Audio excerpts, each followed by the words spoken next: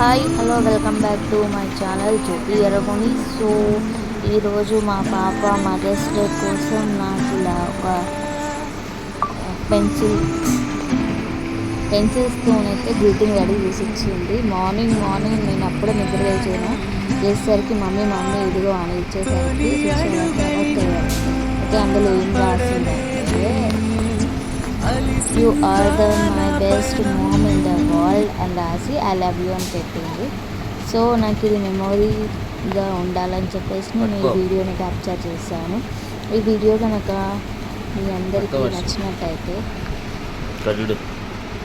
Subscribe చేయండి, share చేయండి.